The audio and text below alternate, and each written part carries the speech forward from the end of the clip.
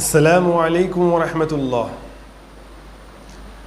अल्लाह का बड़ा एहसान है, बड़ा शुक्र है, उसकी बड़ी रहमत है कि हम आपस में बातचीत के मामलात में फिर आमने सामने आ गए। आदम की ज़िंदगी में आके माँ हव्वा ने रोशन जहाँ किया, बहका दिया शैतान ने माँ हव्वा को। फिर जो कुछ जन्नत में हुआ, आज हम जो बात करने वाले हैं ये बहुत ही कमज़ोर मसले हैं। इंसान इसके अंदर उलझ के तबाह बर्बादी की तरफ जाता है, बल्कि ये कहे कि जहन्नुम का रास्ता पकड़ लेता है। क्यों पकड़ता है और कैसे पकड़ता है? आपने सुना होगा कि जब भी किसी को मौका मिलता है तो वो सारा कसूर किस पर डालता है मालूम है? औरत पे, बेटी पे, बीवी पे, बहन पे। क्यों डालता है मालूम है आपको? क्योंकि वो लड़की है, वो बेटी है, वो बहन है, वो बीवी है। जब किसी के यहाँ कोई बच्चा पैदा होने वाला होता है तो रिश्तेदार अलग, माँ बाप अलग, दादा दादी अलग, नाना नानी अलग, मामू मामा अलग, जितने भी फूफा फूफी, जितने भी आसपास के रिश्तेदार होते हैं वो सब एक ही चाह रखते हैं। यहाँ तक कि उसका बाप, अक्सर माँ यही चाह रखती है कि उसके लड़की ना हो बल्कि लड़का हो। बड़ी अफसोस की बात है। और जब अल्लाह की मर्जी होती है तो कोई कुछ नहीं कर सकता, कोई भी कुछ नहीं कर सकता। जब उसके लड़की होती है तो उसके बाद के हालात सुनिए क्या होते हैं। उसका मुंह इतना सा हो जाता है, जो मोहब्बत करता था ना कि लड़का होगा लड़का होगा लड़का होगा, जब देखता है ना लड़की हुई तो उसका मुंह इतना सा होता है। अगर उससे पूछा जाए कि तू सबसे ज़्यादा प्यार किससे करता है, वो कहता है माँ से। पूछा जाए कि सबसे ज़्यादा अगर जो तुझे चोट लगी है, घिसर लगी है, कोई चीज़ है उस पर अगर सबसे ज़्यादा तूने किसको याद किया तो क्या कहेगा? माँ को। लेकिन शैतान जब उलझाता है ना इंसान को, वो तबाही और बर्बादी के रास्ते की तरफ ले जाता है उसको। अगर किसी के यहाँ बच्ची पैदा हो गई तो उसको अल्लाह की रहमत समझे, ना कि जहमत समझे। लोग जहमत समझते हैं। 99% आदमी ऐसे हैं जो लड़की को जहमत समझते हैं, ना कि रहमत समझते हैं। जब उसको स्कूल में डाल दिया जाता है ना, जब उसका दाखिला होता है या मदरसे में छोड़ा जाता है, तो माँ बाप इतने फिक्रमंद नहीं नज़र आते जितना लड़के के में नज़र आते हैं। शुरू से ही उसके साथ जो बिहेवियर किया जाता है वो नाकाबिल माफ़ी है। लड़का पैदा होता है तो मिठाइयाँ बढ़ती हैं, रसगुल्ले बढ़ते हैं, बर्फ़ियाँ बढ़ती हैं, दावतें दी जाती हैं। लेकिन जब लड़की पैदा होती है सब कैंसिल। और कोई पूछ रहा है कि भाई क्या पैदा हुआ? लड़की हुई। अगर जो पता चले क्या पैदा हुआ? लड़का हुआ। बहुत फ़र्क, ज़मीन और आसमान का फ़र्क रख दिया। चलो ये तो चल गया, अल्लाह ताला हिदायत दे हमें भी, आपको भी।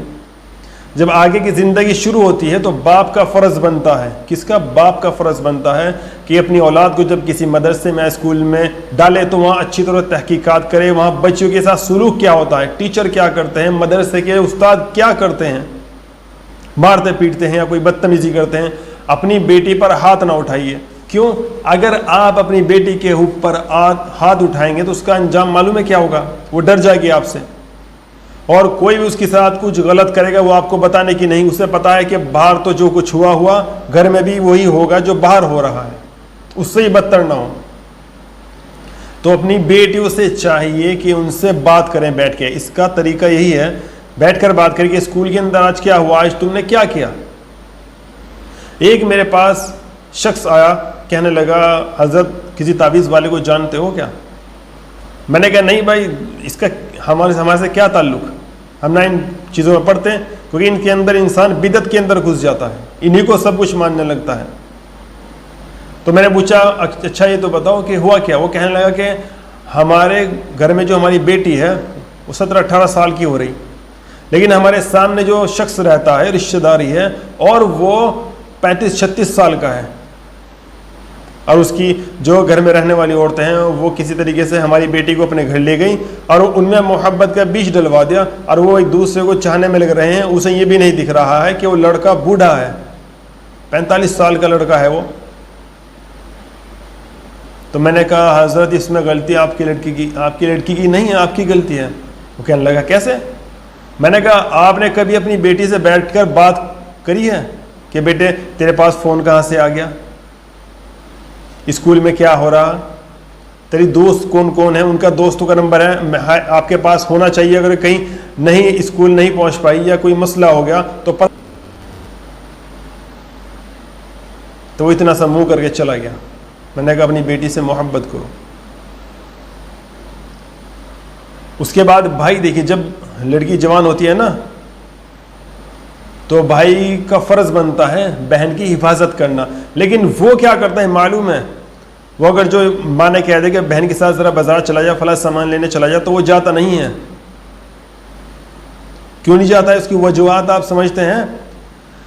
क्योंकि जब वो बाहर खड़ा होता है दूसरे की बहनों को गंदी निगाहों से देखता है। उसे मालूम है कि अपनी भी बहन है, जब वो बाहर निकलेगी उसे भी दूसरे गंदी की निगाह से देखेंगे तो वो देख नहीं पाएगा। अगर जाएगा तो याद रखना वो अपनी निगाहों को नीचे करके जाएगा, यूं जैसे कोई बोझ लेकर चल रहा हो। और भाई को लेके जाएगा तो यूं, फर्क क्यों? वो इतनी बात भी नहीं समझ पाते कि लड़की के दोस्त जो होते, जो लड़के के दोस्त जो होते हैं वो उसके घर आ रहे हैं, वो उसकी बहनों से बात कर रहे हैं। अरे भाई, जो शख्स अपनी बहनों से बात नहीं करते वो दूसरे की बहनों से बात करना क्यों पसंद करते हैं? 1% होंगे जो समझते हैं दूसरे की बहनों को अपनी बहनें। नहीं तो मैं ये मानता हूं कि जो अपनी बहन से सही तरह बात नहीं करता, बदतमीजी करता है उसके साथ में, गाली गलौज करता है, धक्के देता है उसको, वो अपनी बहन, वो दूसरे की बहन को मोहब्बत से बात करता है तो उसको कुछ गलत ही समझा जाएगा, सही नहीं समझा जाएगा। अरे भाई, ईमान भी पहले अपने घर से फैला है। पहले कहा कि आप बनो नमाजी, अपने घर वालों को करो, उसके बाद पड़ोसी, उसके बाद मोहल्ले की तरफ को जाने को कहा गया। अरे ये तो सीधा ही दोस्त के घर का मामला हो रहा।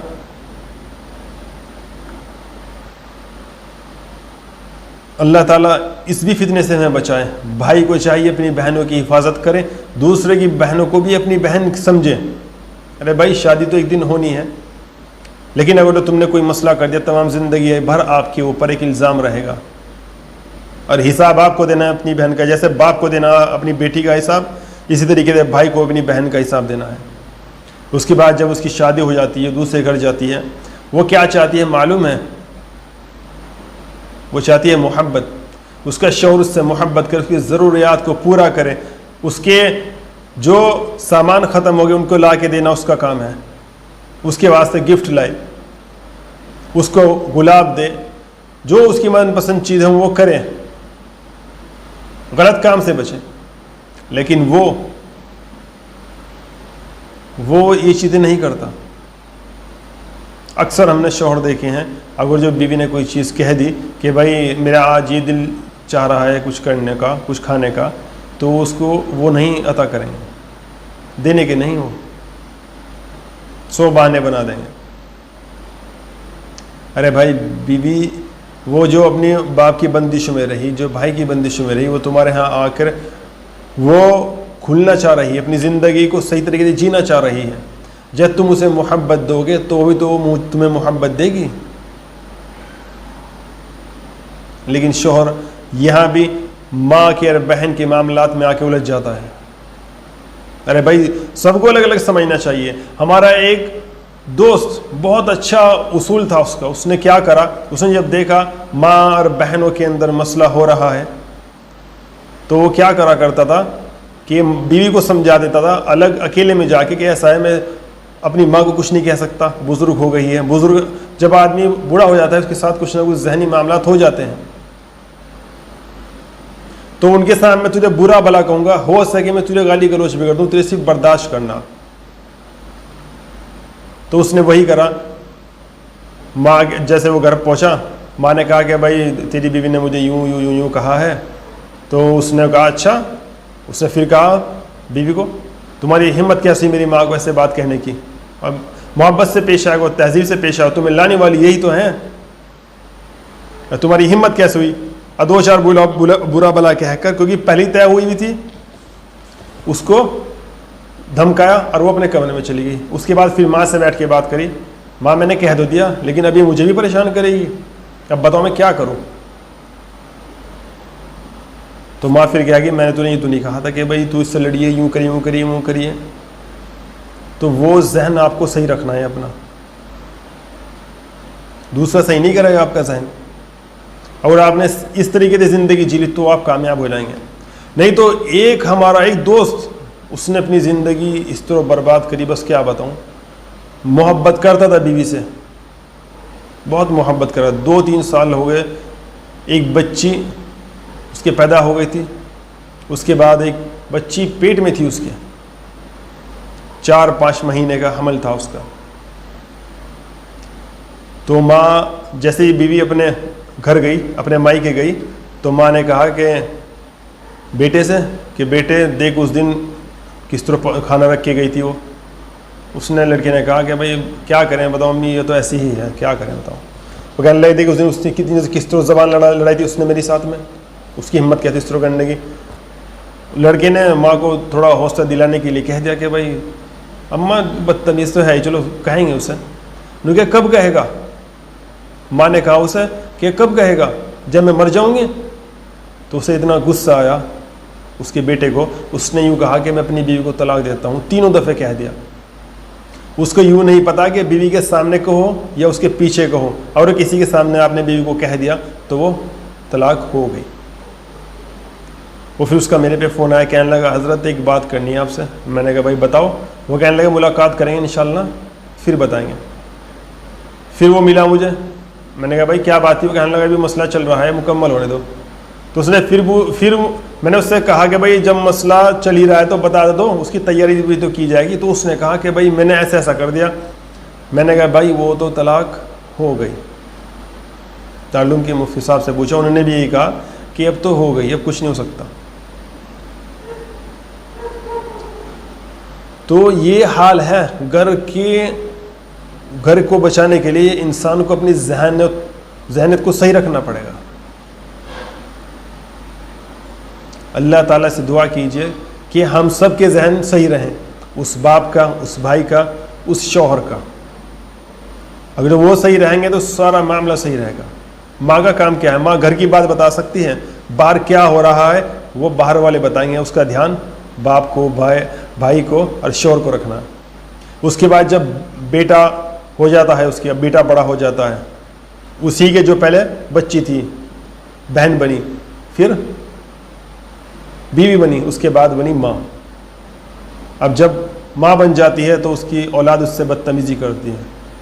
क्या उसको सो अफसोस होता होगा कि क्या उसके दिल पे बीतती होगी कि मैंने किस तरह से पाला, क्या दर्द से कि इसको पैदा किया और इसने फिर मेरी साथ ऐसा कर रहा है, बदतमीज़ी कर रहा है, आंख दिखा रहा है मुझे।